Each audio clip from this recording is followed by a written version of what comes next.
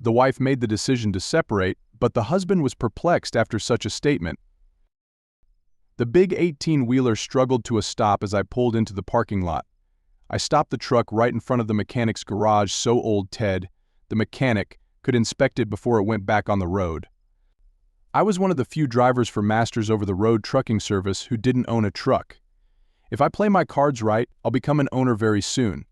I have enough money to buy the Kenworth truck I've had my eye on for a long time. My name is Charles Bennett, but my friends call me Chase.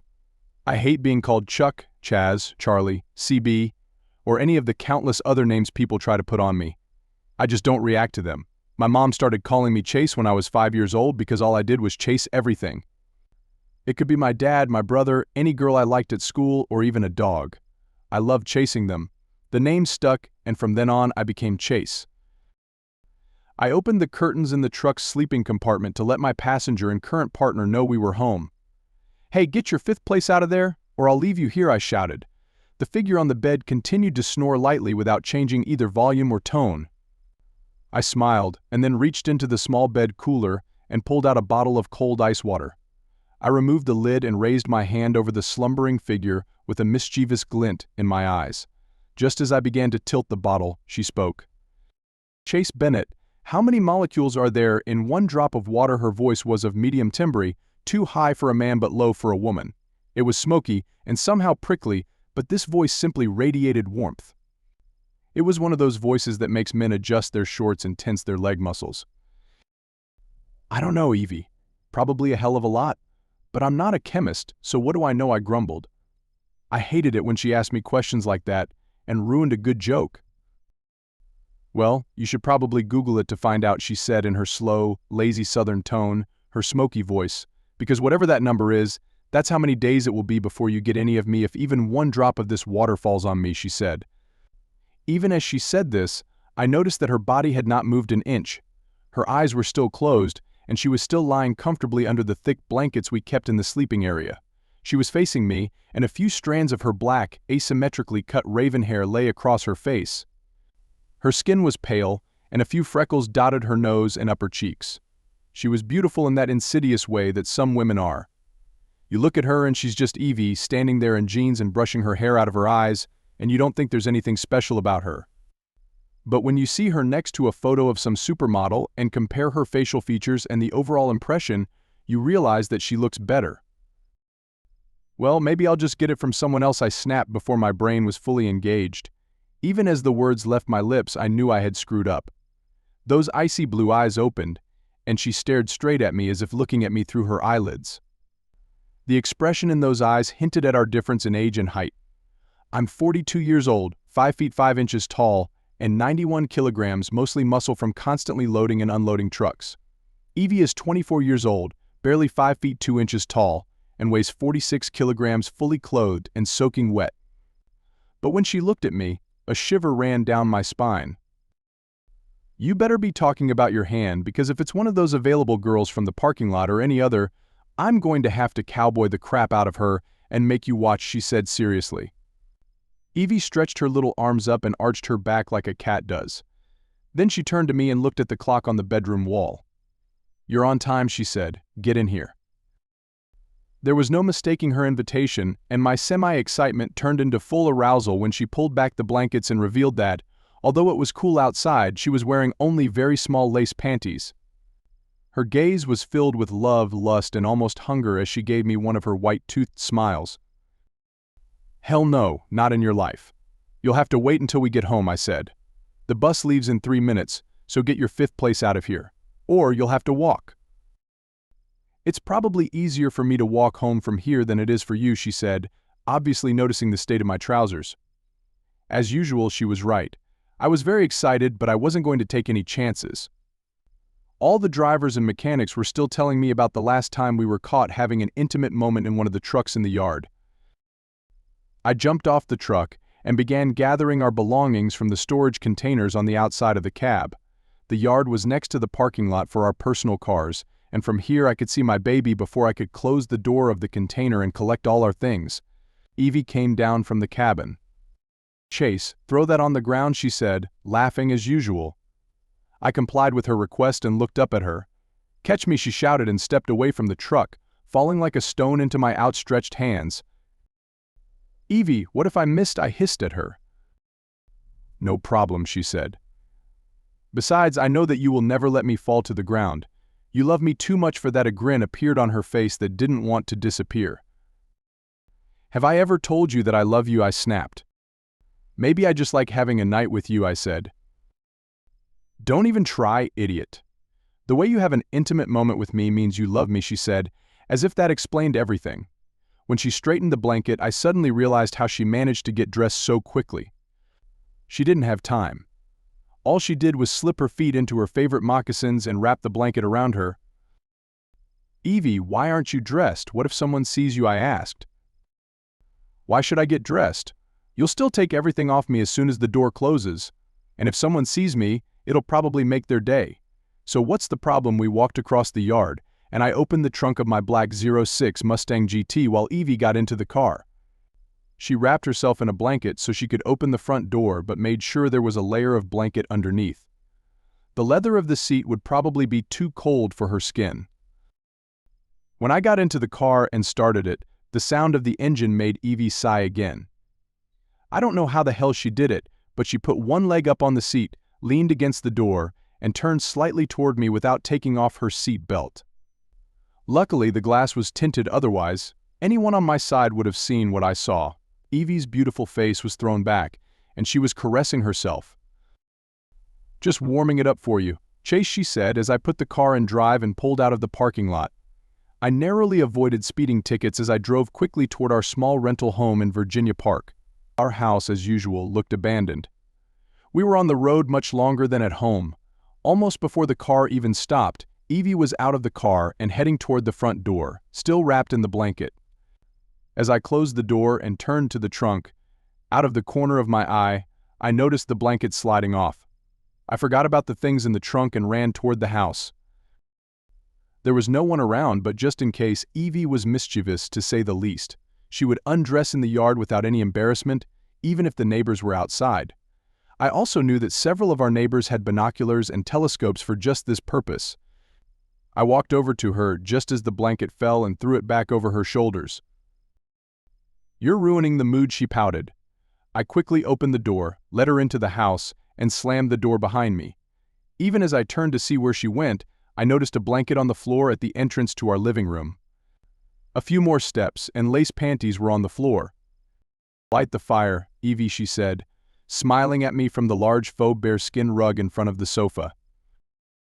"I thought you already lit it," I grinned. "I mean in the fireplace, fool." "I'm cold," she said. I quickly ran to the fireplace and grabbed a bag of kindling for lighting. I lit a few of them and watched the large logs burn for a few seconds. After making sure the fire wouldn't go out, I closed the curtains. Evie was an exhibitionist, but I wasn't.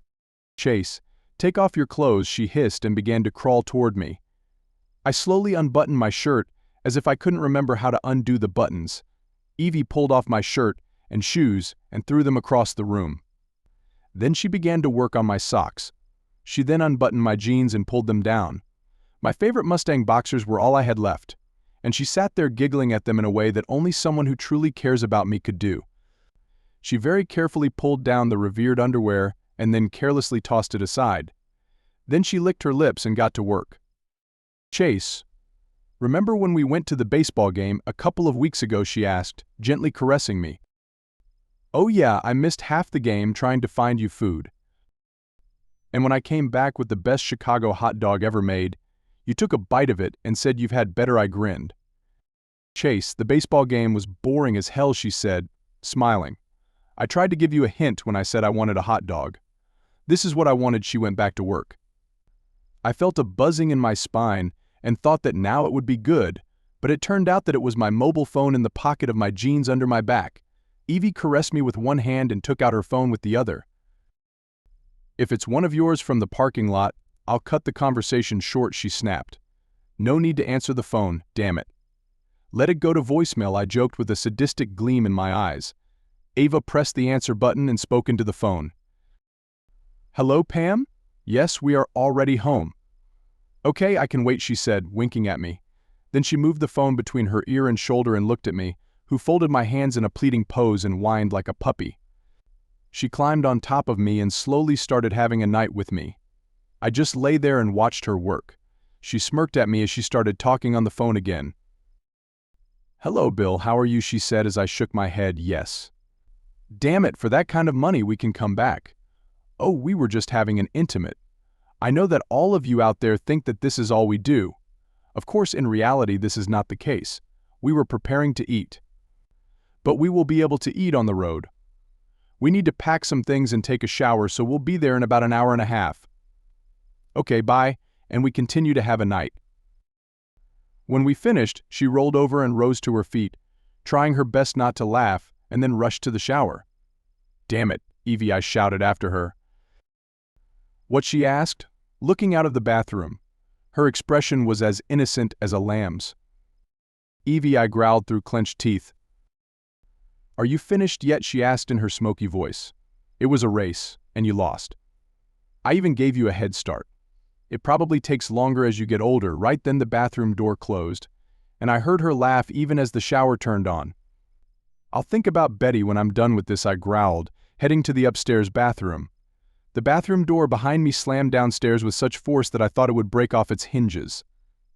And there Evie stood and looked at me. Eve's breast rose and fell with deep, heavy breathing as she looked at me. They looked like two halves of a melon on her chest. Her eyes were barely visible as she approached me, still wet and lightly lathered with shower gel. Evie pounced on me and started having an intimate moment with me again. Then we lay silently, still connected, with our eyes closed, holding each other. After what seemed like an eternity, she whispered so quietly that I almost didn't hear her. "I love you, Chase." "Huh," I replied. I said, "You're a little cartoon." "Could do it like this," she snapped. Evie didn't really like the Flintstones, but for some reason she hated Betty Rubble. Maybe because of her black hair and beautiful eyes. People always compared them, but for me, mentioning Betty always worked. We showered together and washed each other gently, then gathered fresh clothes and headed back to the freight yard. We went in her car because my Mustang was parked for the winter, as it was sure to snow in the next few days. "Evie, where's he sending us this time?" I asked, taking our large bags. EVA only packed large bags when we were away for more than a few days. "I don't know exactly, but it's in Michigan, so it's going to be a long drive, which is why I packed for cold weather," she said, slipping her small hand into mine. In quiet moments, EVA took every opportunity to touch me. Even when she said Michigan, the hairs on the back of my neck stood up, and I tried my best not to give anything away. This job, depending on how much it paid, could have given us enough money to buy ourselves a truck, but I was already thinking about giving it up. "Evie, will we ever settle down?" I asked seriously. "Not until you're ready," she said, putting on her sunglasses and smiling. "How will I know when I'm ready?" I asked again. "I'll tell you," she said, taking me by the hand and leading me to the door. Evie and I returned to the yard and went into the office. Bill hugged Evie and shook my hand. "So these are good news and bad news situations," Bill began. "The trip will be long, so you will be on the road during Thanksgiving, but it will pay almost double the going rate, so this will give you what you need to get that Kenworth you've been whining about for months." "What's bad?" Evie asked seriously. "Well, being on the road away from home during the holiday. That's why they pay so much, and also why I didn't want to send one of the guys with his family," Bill said quietly. "I'm his family," Evie snapped, "and dear, I don't know how to cook at all, at least not on the stove, but that's not why he loves me," she continued. "We feel at home on the road, just like anywhere else, so don't even worry about it." "Where are we going?" she asked, smiling. "The trip is simply wonderful. You don't even have to help unload furniture and medical supplies to Michigan, to the Shady Acres nursing home," Bill laughed. "Looks like that TV show, well, the one where rich people move to the countryside," Evie laughed. "That's Green Acres," Bill laughed, handing Evie documents and information about his place of residence. They were both having so much fun that neither of them noticed that I was still standing at the table, frozen as a statue. My eyes were closed, and I almost stopped breathing. "What happened?" Chase Evie asked, looking back at me. "It's easy to find out," Bill said. "He just realized that now that he has enough money to buy his own truck, he can't put off marrying you any longer." "We're not going to get married," Evie snapped. "Why?" asked Bill. "Well, mostly because Chase didn't ask me," she said quietly. "And in general, we are not like that." The gloomy tone of her words killed the joyful mood in the room. In fact, the mood began to fade as soon as he mentioned the nursing home. "What do you mean you're not like that?" asked Bill. "We're just friends and business partners," Evie said. "I think everyone has the wrong idea about us. Our friendship simply brings certain benefits, but that's all there is." Bill burst out laughing and fell onto the couch in his office. "What's so funny?" Evie asked Bill. Bill looked up at her, stopped laughing, and asked, "Evie, have you ever traveled with other truck drivers?" "Of course not." Evie snapped as if she had been insulted. "I know that any or all of them, including the married ones, would jump at the chance, whether it included additional benefits or not. Hell, I'd start driving a truck again, and Elaine would kick my fifth place for the chance to ride with you." "Does Chase even pay you?" asked Bill. "No, not really," Evie answered. "Then why are you traveling with him?" Bill asked again. Before she could formulate a response, Bill turned to me. "Chase, maybe let Evie take turns riding with you," he asked me. "Does she help you a lot when unloading? Can she read the map well enough to navigate for you when you hit parts of the road where you can't use GPS? Let me guess, when you pull into a truck stop for a little rest and see one of these Bettys. Does Evie just make room for it in the sleeping compartment, or does it go and eat while you indulge your base desires?" asked Bill. "And all the reports about her damaging property or getting into fights with waitresses who look at you cannot be true." "Well, speak up," he said. "You travel together, you eat together, God knows you sleep together, and hell, quite often, as I heard, you live together." "Damn it, you finish each other's goddamn sentences," he said, placing his hands on his belt. "I don't care what you call it, but for the most part, you two are already married, so deal with it," he hissed. "Now get out of here and go to Detroit," he said, ending the conversation. The truck we took for the trip was a large Freightliner with air suspension. It's a really nice car, and the sleeping space is huge compared to what we're used to. We stopped and took plenty of snacks and drinks for the road, choosing places to eat and refresh ourselves from the restaurant lists on the GPS. When we left the yard, I think Evie realized that I needed to think, so she just kissed me on the cheek and went to bed to take a nap. Evie would doze for a while, and then come back to keep me company and watch with me when it started to get dark, and we needed an extra pair of eyes. "Are you a cat or something that requires you to sleep most of the day?" I snapped when we got onto the highway.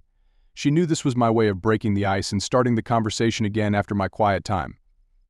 We'd been together long enough for Evie to know when something was bothering me. She also knew that there were things I had to decide for myself. "I don't want to upset you, Chase, but something happened to me while we were at home," she said. What? I asked, wondering what could happen all these 3 hours that we spent at home. "We were together, big bad man, and now I'm so tired and tingling," she said, grinning. "So I need to get some rest in case he tries to do it again. Do you think he can?" I asked incredulously. "I don't know," she said. "But Chase, yes." "Evie," I answered. "I wanted to do it because I liked it, I really liked it," she said, kissing me again. Shady Acres Nursing Home. Malcolm Martin, 72, walked rookie Brad Stevens around the house. He would stop and show him where things were and how to find things that might interest him. Shady Acres was a fairly large house with many amenities, and Malcolm enjoyed being the unofficial tour guide. It allowed him to meet new people and help them settle in, as well as giving him something to do. Although Malcolm himself was a resident and not an employee, he had regular duties that, if not performed by him, would not have been performed at all. Many residents considered Malcolm the mayor of Shady Acres. Malcolm showed Brad, who was quite chipper for an 80-year-old man, the entire compound and the entire building from top to bottom. He saved this part of the excursion for last. A long time ago, this would have been the best part of the excursion, but for the last 3 years, it has been the worst. If Malcolm had started here, Brad might not have stayed. Malcolm knocked on the large, imposing wooden door with a sign attached to it. The sign said director, and underneath it, there was space for a name. The place was empty, but it was obvious that some name had once been there. Malcolm didn't wait for the knock to be answered, but simply turned the knob and pushed the large door open. Until about 3 years ago, this door never closed. When Malcolm and Brad entered the large office, Brad saw a woman standing motionless near a huge desk and looking out the window. She turned when she noticed someone entering the room and met their gaze. The first thing both Malcolm and Brad noticed was that there was almost no expression on her face. There was only a blank look. She might have once been beautiful, but now she might as well be a robot. Malcolm was used to it by now, but it bothered Brad. It was as if the woman was a zombie. He tried to put this thought out of his head and took a closer look at her features. She was actually quite cute. She had medium-length white blonde hair that fell just below her shoulders and gray eyes. Her skin was very pale, as if she had never tanned. Her body had probably been beautiful once too, and still was, although maybe a little blurry in the middle. Her breasts were large and inviting, but her legs and butt were a little heavy. A few months of training and she could be stunning, Brad noted. Perhaps the worst thing about her was her posture. Even as she turned to face them, Brad noticed that her shoulders were hunched as if the weight of the world was on them. Her eyes seemed to be constantly looking down. Brad Stevens, meet in. She's the director of Shady Acres, Malcolm said. Co-director and corrected, extending her hand toward the newcomer. Nice to meet you, Mom, Brad said.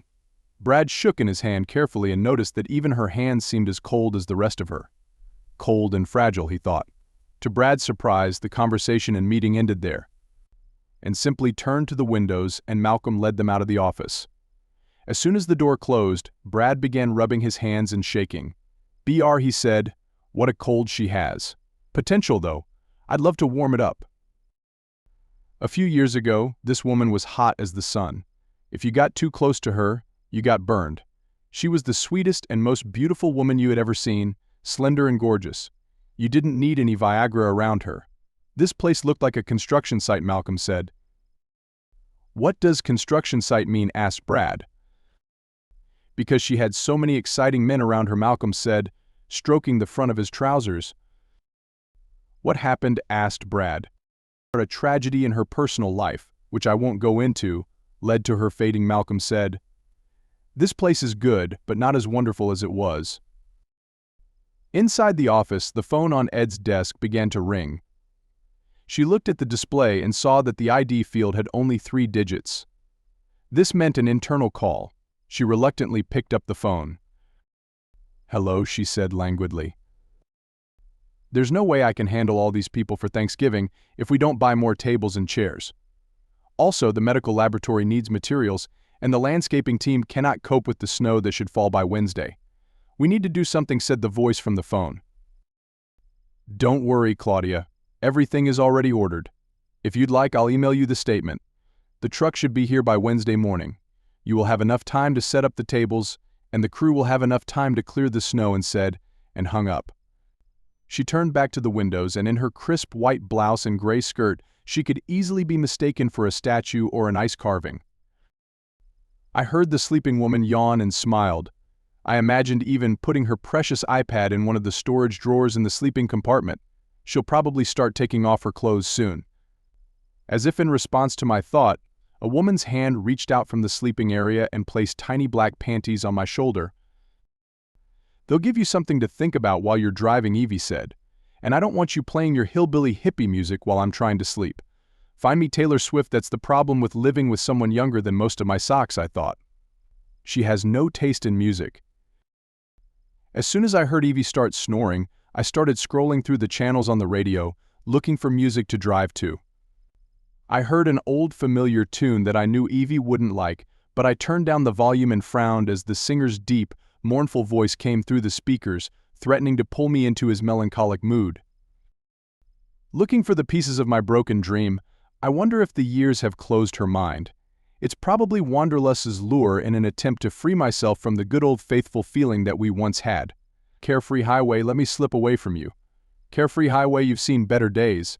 Morning blues from head to toe, carefree highway, let me slip away from you. A layered barrage of guitars oozed from the stereo system, mimicking the tears rolling down my cheeks.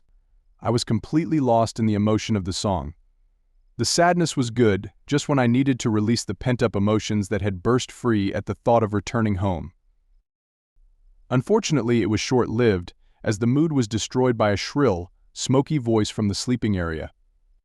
Chase, damn it, turn that off. Nobody died, so there's no need for a funeral. If you like listening to this, at least play it backwards so you can get your dog and your truck and your house back, Evie said. Find me some good damn music, something with a rhythm. Despite my disappointment, I smiled because Evie never let me wallow in sadness. She always lifted my spirits no matter what.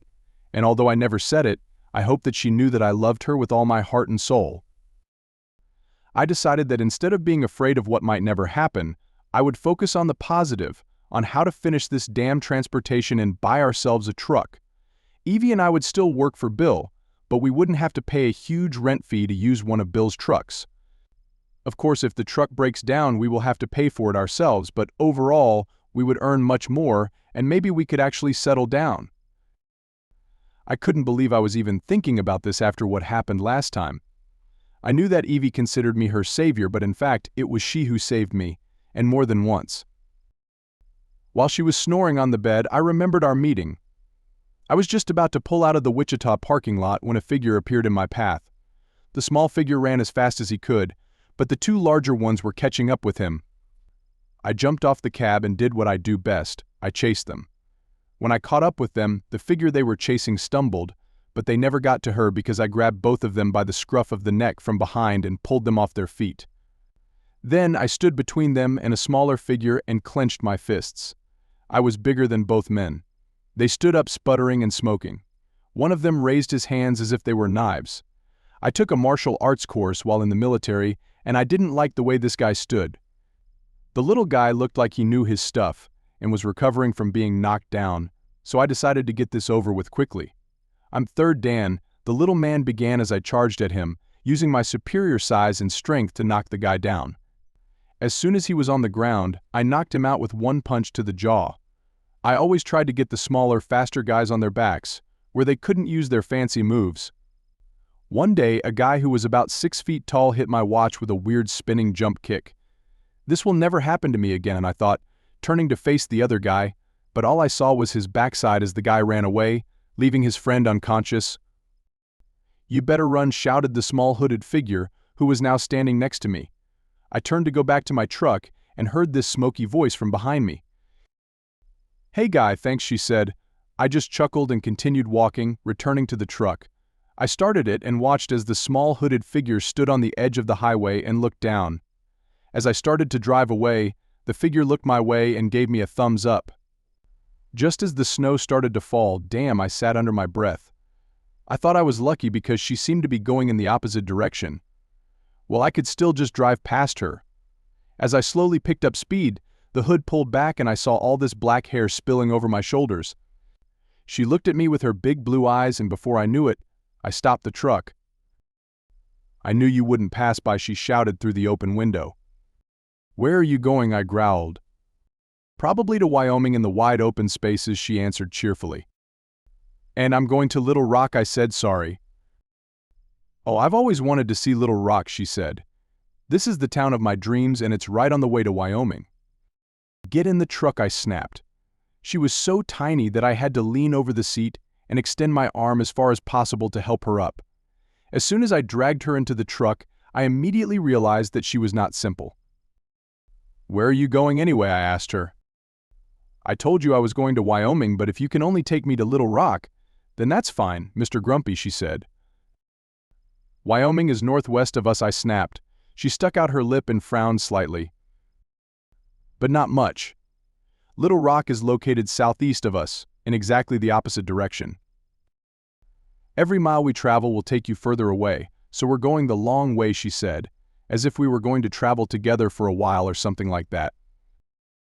"How old are you?" I asked before putting the truck in drive. 22, she snapped. "Mr. Policeman, do you want to see my ID?"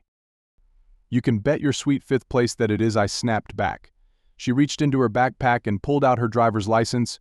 Her name was Evelyn Sanders, and she was indeed 22 years old. She leaned back in the seat next to me and set her backpack on the floor.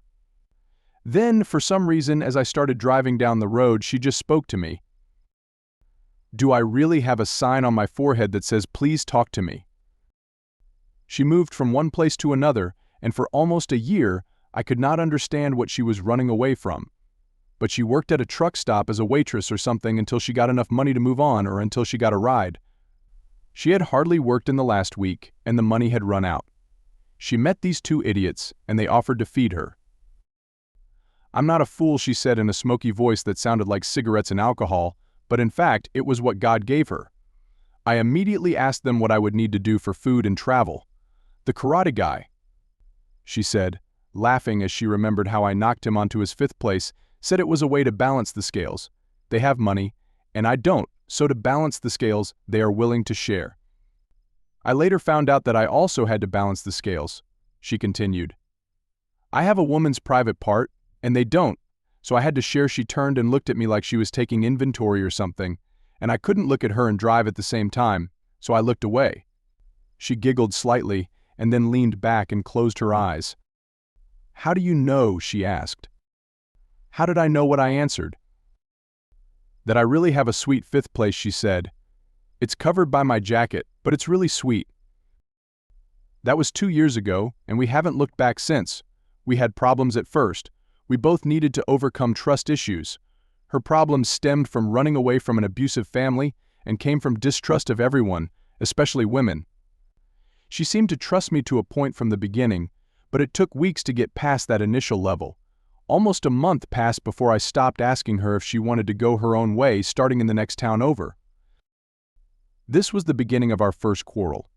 It all started innocently enough. We were transporting several rolls of paper to Wyoming, and as we approached the state line, I remembered what she had told me originally. To start a conversation, I asked, "Is there a specific place you want me to drop you off in Wyoming?" "I can go out wherever you want to leave me," she said quietly. I looked at her, and for the first time since we had been together, I saw that she was crying. I felt like in 5th place and didn't talk about it anymore. The first time we stopped in Wyoming, I noticed that she had taken her backpack out of the car. She only did this when we were in places where there was a laundry service, so I knew something was up. I saw her talking to some creepy fat guy, and he looked at her and smiled. They turned towards his car, and I saw her flinch as he hugged her. I dropped the things I was taking out and walked up to them just before they got into his car. "If you don't keep your hands off her, I'll kill you," I growled at him through clenched teeth. "Dude, she came to me," he whined. "If you don't want your daughter to ride with me, just tell me, and I'll leave." "I'm not his daughter," Evie smiled.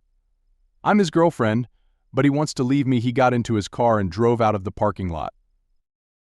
"Why did you drive my car away if you want me to leave so badly?" Evie snapped, attacking me after the guy drove away. "You said you wanted to go to Wyoming." "We're in Wyoming," I snapped back. "Well, you did your job getting us here, so I'm just leaving so you don't have to put up with me anymore since I'm such a burden to you," she said. "Did I say you're a damn burden?" I asked. "Do you have any problems?" asked a state trooper who approached us while we were yelling at each other. "No problem, officer," I said. "You bet your 5th place there is a problem," she said. "He drove my car." "Okay guys, can I look at the documents?" said the policeman. I took out my driver's license and handed it to him. Evie did the same. He thanked us and looked at the cards. "You are 40 years old, sir, and your daughter is 21, so technically you are both adults. I know it's hard, sir, but sometimes we have to let our children make their own decisions. At 21, by law, if she wants to go out with someone, you can't stop her. But you, young lady, need to listen to your father. He clearly cares about you and just doesn't want you to get hurt," the policeman said. "Have a nice day and try not to swear. This is an area where there may be children." For more than a minute, we just stood and looked at each other. Neither of us spoke. "Why did you send him away?" she asked. "Because he was creepy and looked at you like he was hungry, and you were a damn steak," I snapped, "and because you actually didn't want to go with him. I saw how you grimaced when he hugged you. Why do you care? You wanted to get rid of me from the very beginning," she snapped. "If I want to end up where no one wants me, I'll just hitchhike home, so here in Wyoming, the scales are balanced. You have done your good deed, see you. Get your little 5th place back to the truck," I snapped. "I'll tell you when you can leave." "Oh, really?" she snapped. "Yes," I said firmly in response. "Well, Dad," she said, laughing, "you did something wrong." "What exactly?" I asked, smiling back at her. "My 5th place isn't small, and why do you keep talking about it? I sat silently with my mouth open. I hadn't mentioned her fifth place for a month. After that, everything went relatively smoothly for a while, during which time we got used to each other and even started flirting a little. Evie was definitely flirting, but only with me. Whenever we stopped, she always made sure she was dressed from head to toe. I think her time on the road alone taught her to be as inconspicuous as possible and not try to attract attention to herself. I had a few friends in places I frequented, and we ended up having to make some adjustments. There was a waitress named Sarah in the town.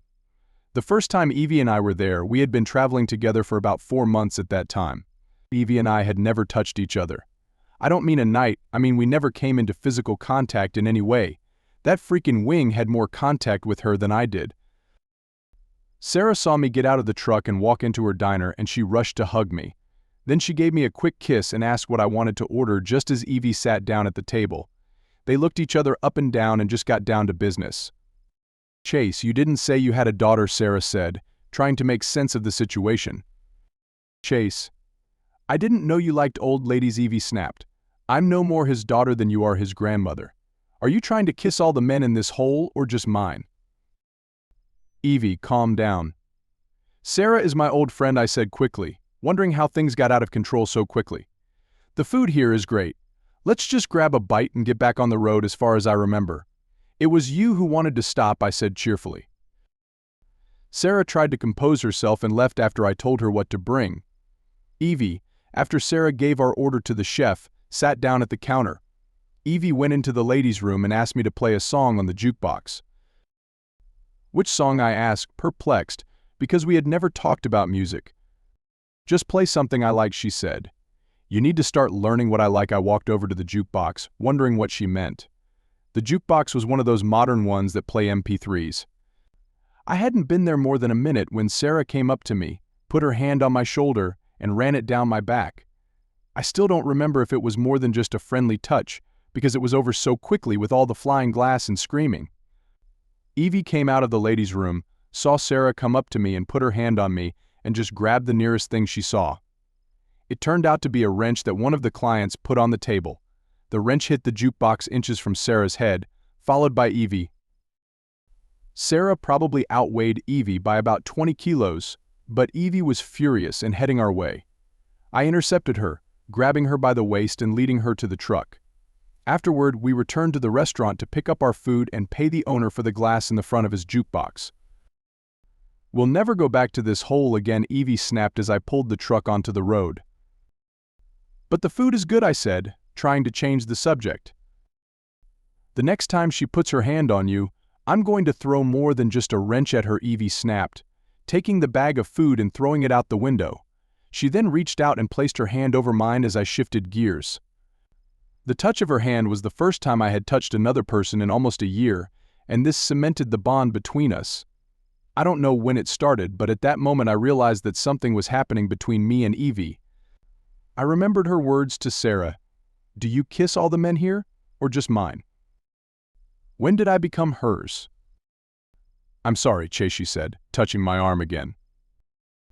"It's not as bad as it will be," I answered. "You threw our food out the window, so we'll have to live on potato chips for the next 200 miles. Even after that incident, it was over a year before we actually had intim. We slept together in a bunk bed off and on Fremont's. We were waiting out a snowstorm in Ohio for safety reasons. The roads were closed. We played a few video games and listened to some music before I told Evie I was going to take a quick nap so that when the roads open, I could drive longer to try to get us somewhere closer to schedule. We lay next to each other in the sleeping place. I was wearing jeans and a flannel shirt. Evie was wearing sweatpants and a t-shirt. We always kept it warm and cozy inside the truck. I woke up in the middle of a dream because I dreamed that someone was licking my neck. When I woke up, I discovered that this was not a dream. Evie took off her sweaters and sat next to me in just panties and a t-shirt. She licked my neck very gently, and then, seeing that I woke up, she began to caress my lips. Then, while giving me little kisses, she started trying to unbutton my pants. "Eve, what are you doing?" I started to ask, but she interrupted. She said. "Don't ruin everything." She pulled my pants all the way down, taking my boxers with them.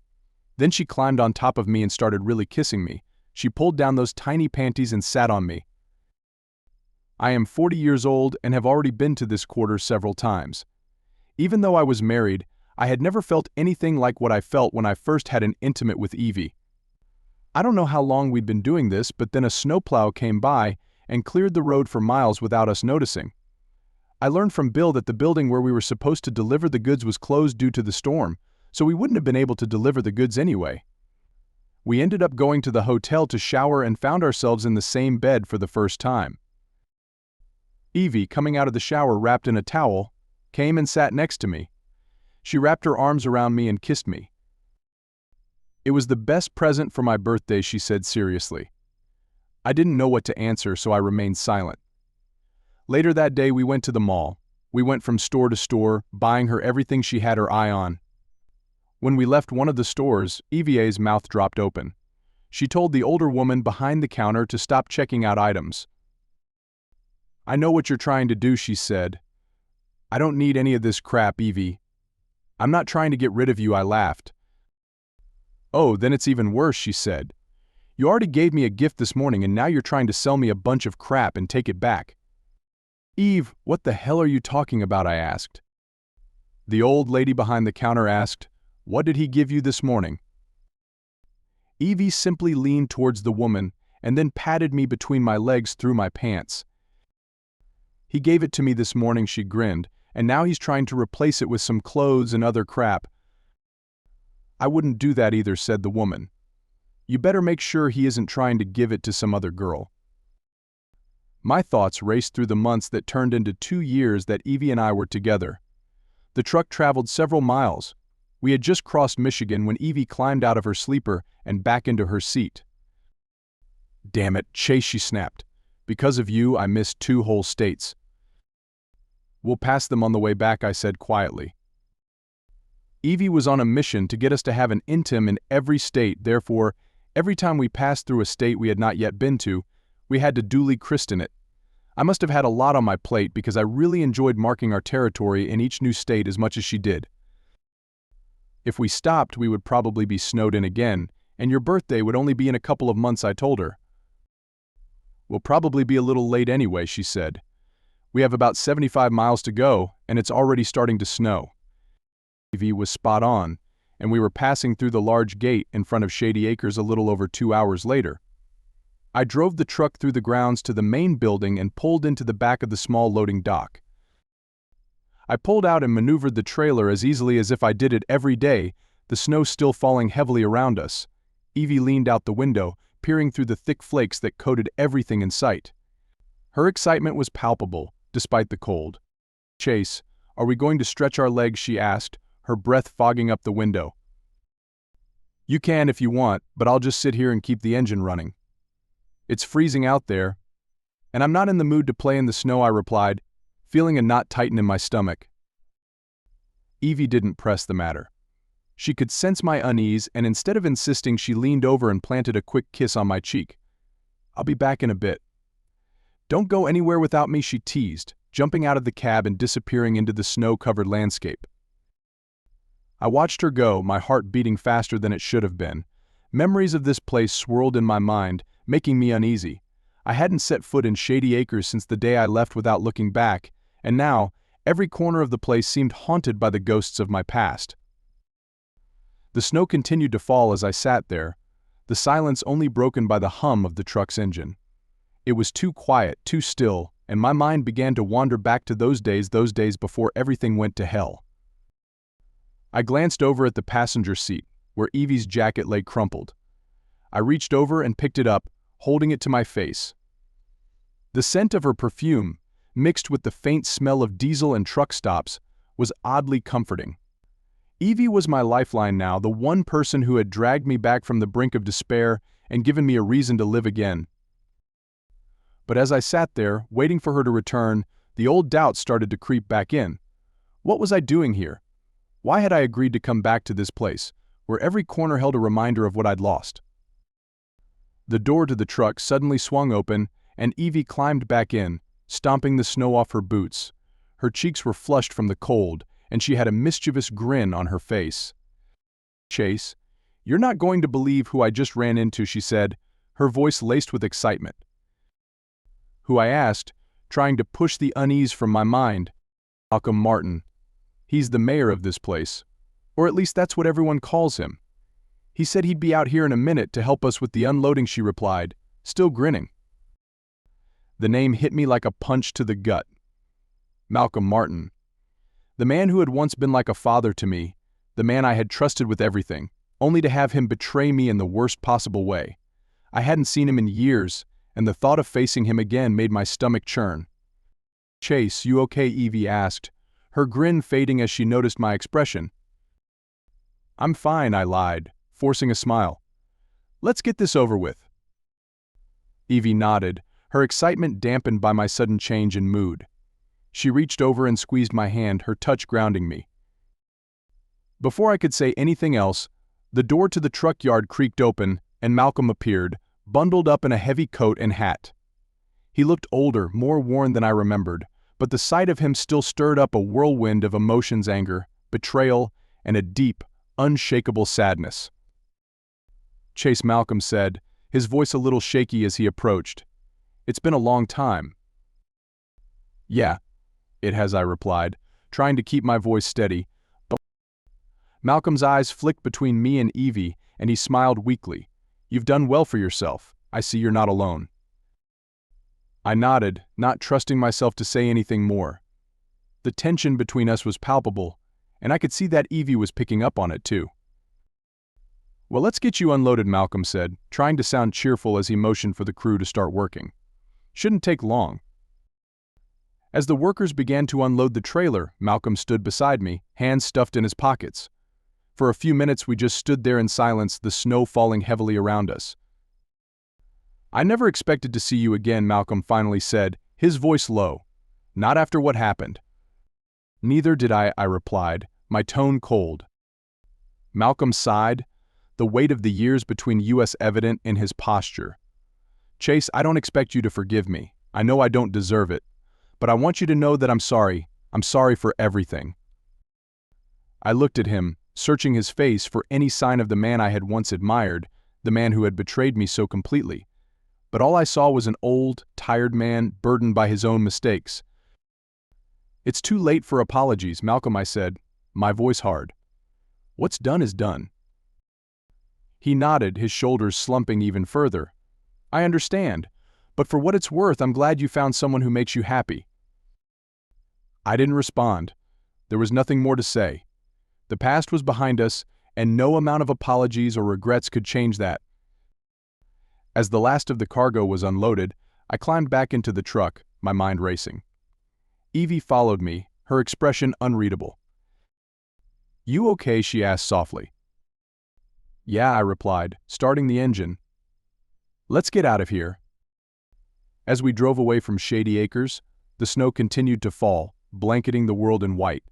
The tension slowly began to lift as we left the past behind, and Evie reached over, taking my hand in hers. Whatever happened back there, Chase, it doesn't matter anymore, she said gently. We're in this together, and nothing's going to change that. I squeezed her hand, feeling a sense of peace settle over me for the first time in a long time. I know, I said, and I'm not letting go. The road stretched out before us, and for the first time in years, I felt like I was finally heading in the right direction. As the truck rumbled down the snow-covered road, the tension that had gripped me at Shady Acres began to ease.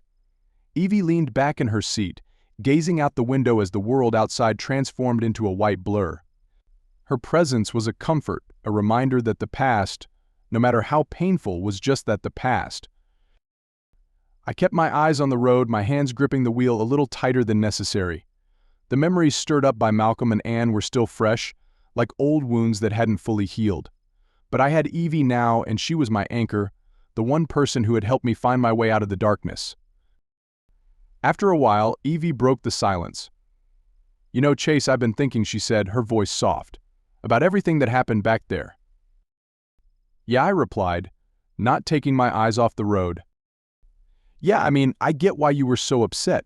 What they did to you, it wasn't right. But maybe, just maybe, there's a reason why we ended up back there today, she said, her tone thoughtful. I glanced at her, curious. What do you mean? I don't know exactly, but it feels like you needed closure, like you needed to face them, to say what you needed to say, and then walk away for good, she explained, turning to look at me. I nodded slowly, mulling over her words. She was right, in a way. Seeing Malcolm and Anne again, hearing their apologies, and finally confronting the truth of what had happened, it had given me a sense of closure I hadn't realized I needed. Maybe you're right, I admitted. It's like I've been carrying this weight around for so long, and now I feel lighter.